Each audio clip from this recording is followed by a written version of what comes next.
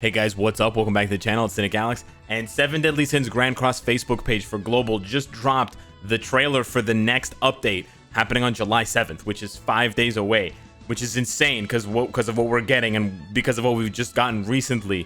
Global is going at a breakneck warp speed like I could have never expected. So let's see what it is, and yeah, pick your jaws up off the floor when it's all said and done.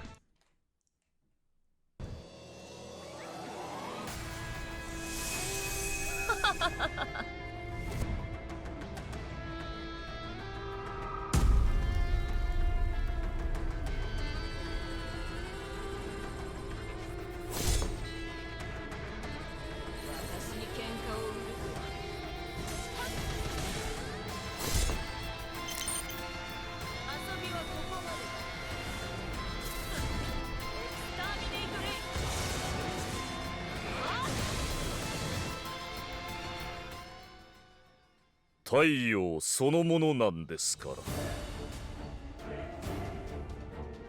ら。私が7つの大罪、傲慢の罪、ライオン神、エスカノール様だ。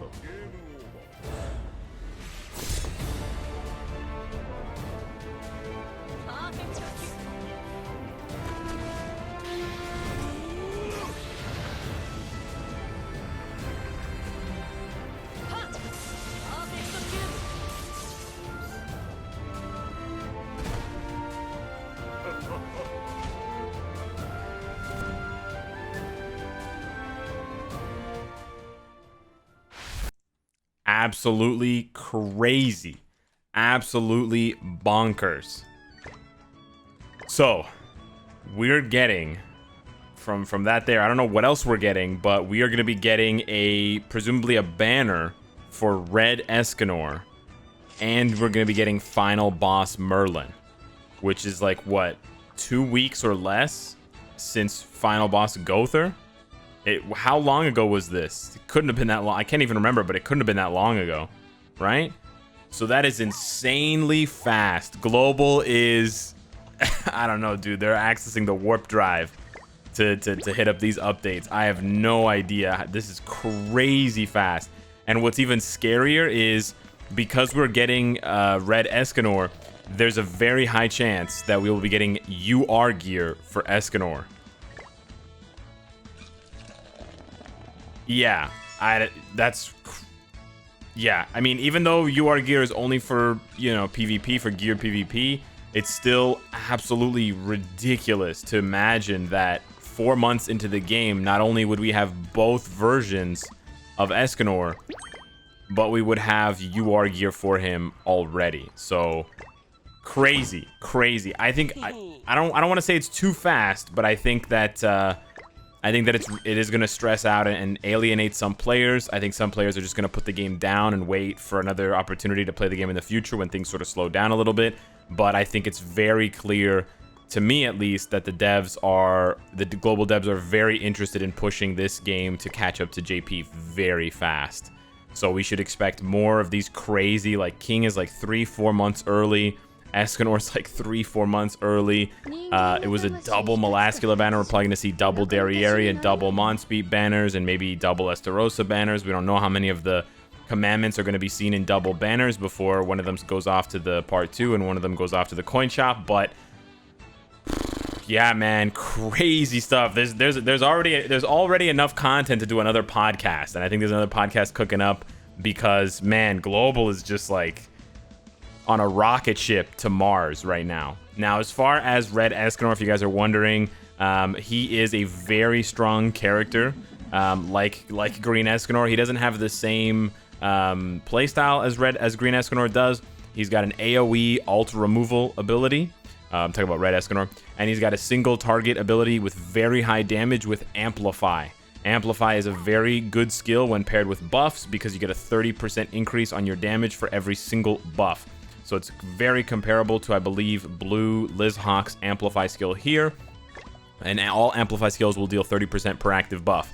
And Red Escanor, unlike Green Escanor, he doesn't have that buff debuff removal on his ult. So you can buff him and then he can ult, which is awesome. And then on top of that, he starts the game, he starts every match with a 50% HP related stats buff for 3 turns, I believe. So he basically starts with an automatic buff to increase your amplified damage on his first skill, which is wild. And like, if you see how much HP he has, he gets 30%, 30 or 50%. I don't know. It's a lot.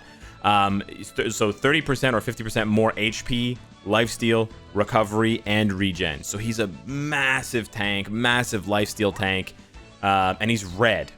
So green units are going to be on life support, and they're going to be on, you know, extinction watch in PvP. This means a few things.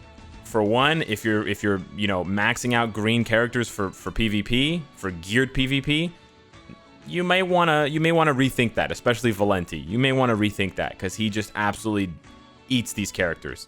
He does still have that base 80% pierce, but with the amplify, it's not really gonna matter if you reduce his pierce rate because the amplify is crazy, and then the AOE ult removal is just bananas, and is just gonna do so much. And it's like I believe it is the same as Blue Lilia's.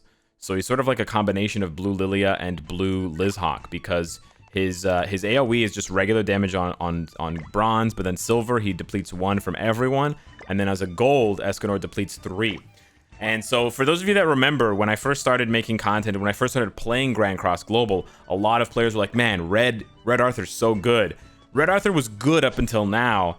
When Red Escanor comes out, Red Arthur's value skyrockets. He actually gets more valuable because not only is he always going to give Escanor this 15%, which is going to stack with his buff, with his passive, but you can buff Red Escanor even higher. You can push his HP by another 20 or 30%, which is insane. So mono red teams, remember we were lamenting on the last podcast, mono red teams are sort of dead.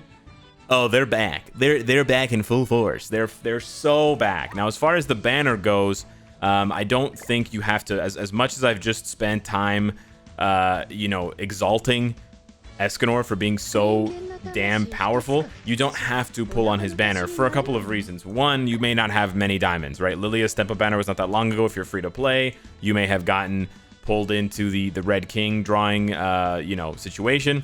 So you may not have many diamonds. On the plus side, Red Escanor, unlike Green Escanor, will be in the Platinum Coin Shop. Now, of course, it's like 2 or 3 weeks after his banner is gone, and this might be a 2-week banner for him. So, you know, it could be more than a month before he's in the Platinum Coin Shop, but he will be there. So free to plays, your operative, you know, your goal here, unless you have a ton of diamonds and you just cannot avoid simping for Escanor, your goal is to basically just ignore the banner for Escanor. As boring as that might sound, you're much better off just waiting to buy him for 5 or 7 coins in the plat shop. Much better off. He's an amazing unit. He's a staple in a lot of content. But yeah, he is guaranteed in the plat shop rather than being a risky dice roll in the banner. Whales, get ready to open your wallets again. You thought you were done opening your wallets? No. The Global is milking whales harder than ever. It's crazy. It is wild how fast Global is going. Now, the more interesting thing for all players, not just for players who want to gamble or not gamble for new units, is the Final Boss Merlin. Final Boss Merlin is a pretty cool boss, and she's going to be green. So your red units are going to be in full force, full value for this boss, this Final Boss run. Now, I'm not going to do a dedicated video to it, or I'm not going to do like a dedicated guide to it right now, but I just want to give you guys a bit of a rundown from what I've seen as far as the best units for Final Boss Merlin.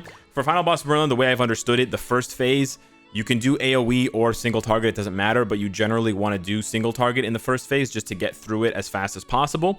And then in the second phase, you have to kill the ads, the little minions first, because I believe she has like almost 2 million HP, Merlin. Final Boss Merlin has like 1.7 million HP, which is insane. But for every minion that you kill on her left and her right, and they look like Merlin duplicates, basically. She did like a Cage Bunshin no Jutsu.